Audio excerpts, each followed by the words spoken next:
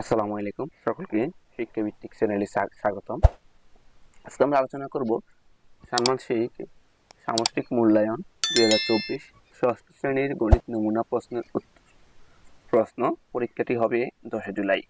পণ্য বিনিময় ও ব্যবসা বাণিজ্য। রোমানরা ছিল খুবই পটু। লিখন পদ্ধতির উদ্ভবের পর থেকে হিসাব নিকাশের সুবিধার জন্য সংখ্যা ব্যবস্থার প্রয়োজন অপরিহার্য হয়ে পড়ে।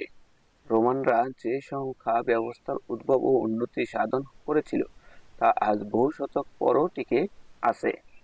আসলে পূর্বের পরীক্ষার মতোই আমরা এখানে একটি টপিক তুলে ধরা হয়েছে।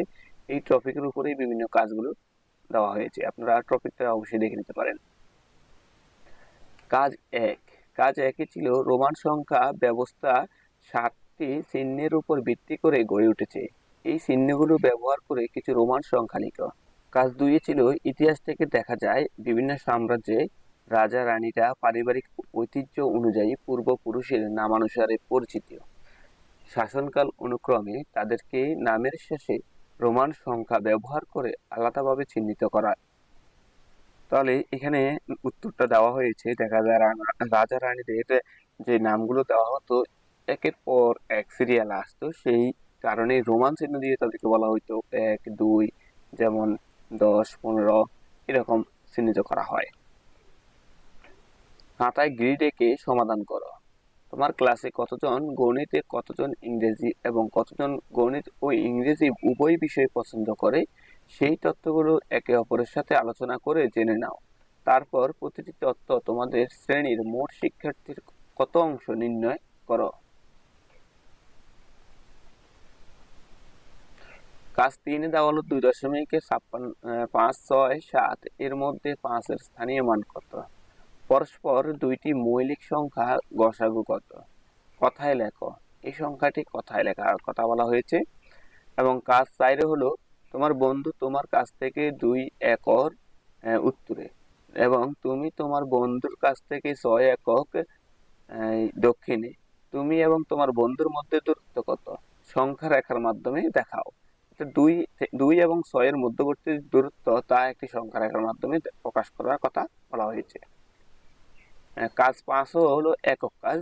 এখানে 4 জনের একটি দল করে নিতে নেওয়া, সরি, কাজ 5 হলো দলীয় কাজ। 4 জনের একটি দল করে নেওয়াও এবং দলের সবাই মিলে একটি পোস্টার পেপারে রং করা অংশগুলো ভগ্নাংশে প্রকাশ করে খালি ঘর পূরণ করো।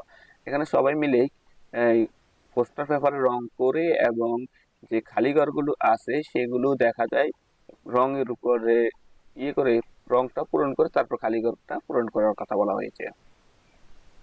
কাজ 6।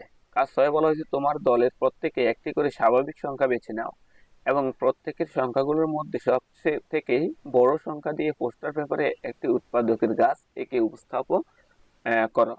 উৎপাদকের গাছ, যেমন যে উৎপাদকের গাছটা কিরকম হলো, মনে করো আমি একটি সংখ্যা নিয়ে দেখালাম যে 24।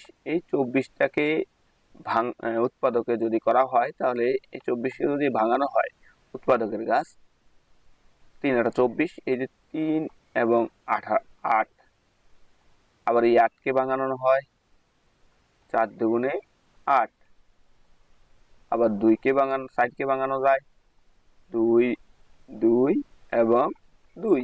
ঠিক এইভাবে উৎপাদকের একটি গাছ তৈরি করার কথা বলা হয়েছে। তো এই ছিল নমুনা প্রশ্নটি।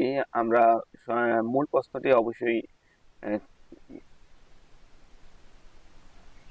পরবর্তীতে আমরা নমুনা প্রশ্ন আরো নিয়ে আসবো সমাধান সহকারে। সেই পর্যন্ত সকলেই ভালো থাকবেন।